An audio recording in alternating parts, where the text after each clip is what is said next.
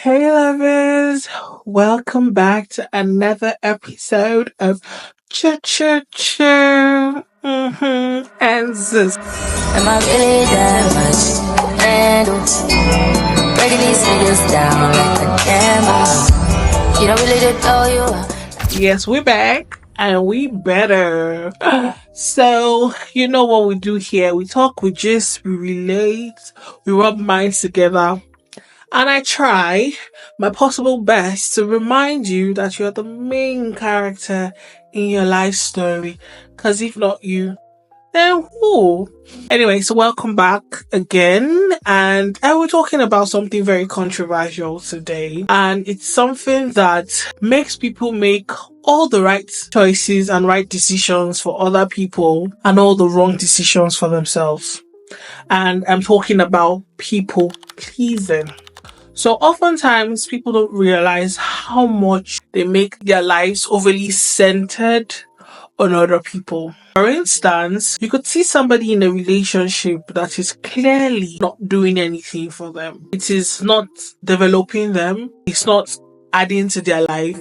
Instead, it's removing because they make all the wrong choices. They overcompensate. They oversettle. They do all sorts of things.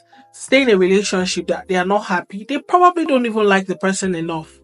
But rather than just be alone or prove the person wrong or do something for themselves, say, oh, I'm going to be out of this relationship because it's not serving me, they will stay in it because they are so fixated on pleasing other people. And oftentimes it's not even a deliberate thing. It stems from a series of abandonment issues that probably started as a child and then they become trauma bound. So every time somebody is not picking them, there's a problem.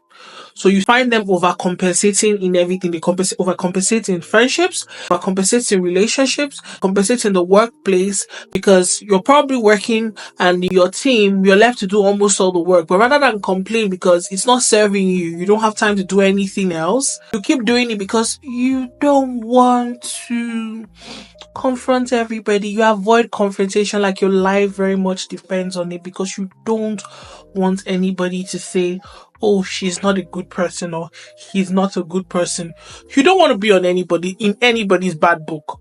Now, you spend so much time trying to prove to every other person that you're an amazing person rather than proving to yourself. Look in that mirror.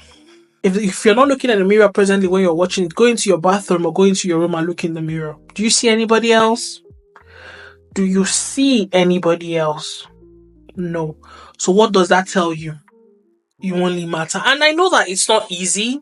Oftentimes, especially when you've lived your life for so long that way, it has become a normal. So you don't think there's anything wrong with it. But I'm here to tell you today that if you make 10 decisions and 9 of those decisions are centered more or centered around what somebody else feels or what somebody else thinks, particularly when those 9 decisions are not centered on what Christ thinks about you. If they are all centered on what someone else thinks, what someone else believes, oh, this person said I should try this, so I think there's a problem. Because if you are making 10 decisions in your life at a go and 9 is dependent on somebody else, are you sure it's your life? Are you really, really sure it's your life? Now, I'm going to get a bit deeper, particularly for women now.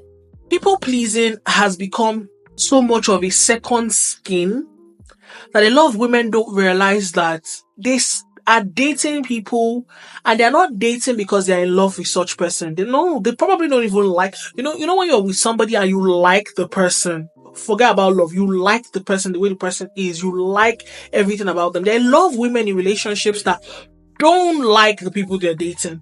If they had an actual choice, they will not be there. But the thing is, you actually do have a choice. But rather than not being picked, they'll just stay in that position. I'm here to tell you, so I recently watched a video and it made a lot of sense and I'm going to reiterate that thing back here. You don't like that person. Heck, you don't want that man. Yes. Particularly you that is a sister who's got so much trauma, who's got so much abandonment issues as a child, and you've probably never dealt with it. You just compartmentalize it and then you keep moving.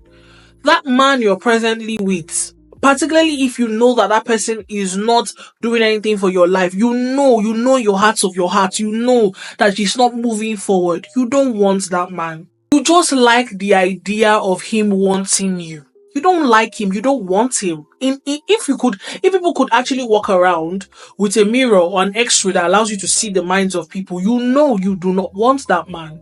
You want him to want you because your childhood trauma has caused you to be hyper resolute on being chosen. Because if you are not being chosen, then you think that there's something fundamentally wrong with you. Heck, even when you finally get to tell the person you love them because you feel like that's the next thing to do. You've been together for about 3 months. Well, it's not love, or 4 months, or 6 months, and you think love is the next thing you say. You don't love that person. You are not in love with the person. You are just fixated on the idea of being picked, on being chosen. So much so that it has caused you to overcompensate. You find yourself overcompensating because you want to be seen as an amazing person. And this is just about relationship. This is about friendship. Are you the doff in your friendship group? Duff being the designated ugly fat friend. Are you the designated ugly fat friend in the group? And I don't necessarily mean that you're fat. It's if you've watched the movie, you understand the concept of where I'm coming from. Do you play down yourself in your friendship group? Do you let yourself be reading over? Are you the dumping ground in your friendship group? And you never say anything because you like the idea of being there. Just it's a comfort zone. If I actually speak my mind, they might not want to be with me anymore. Hell! Why do you want to be somewhere that you are not exactly treated as a human being? I'm going to say this. One of the best ways of treating people pleasing is to find your own 2 feet. Enough. Enough. You see that thing in your heart. You see that urging that the Holy Spirit is urging you to let those people go. Leave them, let them go. The friendship groups that is urging you to let go, leave them. The relationships, it needs you to be by yourself. You are wonderfully and fearfully made. Do you know what that means? To be made in the image and likeness of God. Stop second guessing yourself. You need to stand on your own two things and you need to find out the things you like. Heck, do you know that recently I've never gone for something called line dancing before? So I have this community where I volunteer and then they did something called line dance and I said, I'm gonna go. I'm gonna insert it in this video so you see. I went for that line dancing. I did dance to rubbish. I promise you I was horrible. But I had fun. I wasn't there to learn how to dance it properly or to prove myself because it wasn't about proving. I just went to have fun and I goofed. I didn't care who was watching me dance rubbish. I put myself out there and that's just the first of many things. Because I promised myself that this year I'm going to be trying many firsts.